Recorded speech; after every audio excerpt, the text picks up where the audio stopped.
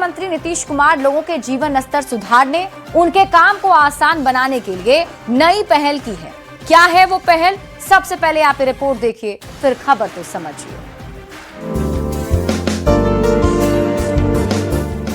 नौकरी और रोजगार से अलग लोगों के जीवन स्तर सुधारने, उनके काम को आसान बनाने के लिए नीतीश सरकार ने 2025-30 के बीच 7 निश्चय पार्ट 3 के तहत सबका सम्मान जीवन आसान करने के लिए सरकार ने नई सेवा शुरू की है।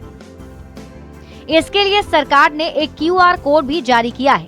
सोशल मीडिया एक्स पर मुख्यमंत्री नीतीश कुमार ने ये QR कोड साझा किया, जिसे स्कैन कर घर पर ही नर्सिंग, पैथोलॉजी, BP जांच, ECG और फिजियोथेरेपी जैसी कई सुविधाओं का लाभ ले सकते हैं। आपातकालीन स्थिति में किसी भी प्रकार की डॉक्टरी मदद भी ली जा सकती है। इतना ही नहीं, सरकार को सुझाव और शिकायत के लिए मुख्यमंत्री ने डाक पता और ईमेल ID भी जारी किया है, जिस पर लोग अपनी बात रख सकते हैं। न्यूज़ 18 के लिए पटना से आनंद अमृतराज की रिपोर्ट। तो सरकार की तरफ से ये बड़ी पहल की गई है और लोगों के जीवन को आसान बनाने के लिए सरकार ने ये पहल की है। नीतीश सरकार की नई पहल को अब आप समझिए। ये समझना जरूरी है, क्या है वो बड़ी पहल, तो आपको बता दें, ये है 7 निश्चय 3 का 7वां निश्चय।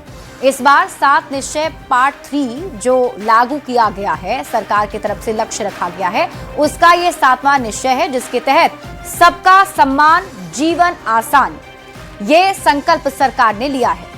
और आपको अब बताते हैं कि नागरिकों की कठिनाई को कम करने के उद्देश्य से ये पहल की गई है। इसके साथ ही लोगों के जीवन को और भी ज्यादा आसान बनाना इसका मुख्य उद्देश्य माना जा रहा है। अब कैसे नागरिकों की कठिनाई को कम किया जा सकेगा, इसे समझिए। तो जो जरूरतमंद वरिष्ठ नागरिक हैं, उन्हें घर पर ही जरूरी सेवाएं उपलब्ध हो जाएंगी। सरकार ने इसे सुनिश्चित किया है, यानी कि जरूरतमंद वरिष्ठ नागरिकों को घर पर ये सुविधाएं मिलेंगी। अब सवाल है, कौन कौन सी सेवाएं आपको मिलने वाली हैं? तो पहली सेवा जो है वो नर्सिंग सहायता की सुविधा घर बैठे आपको मिलेगी।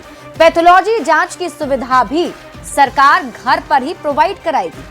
ब्लड प्रेशर और ECG जांच की सुविधा भी लोगों को घर पर ही मिलेगी। फिजियोथेरेपी की सुविधा भी घर पर मिलेगी।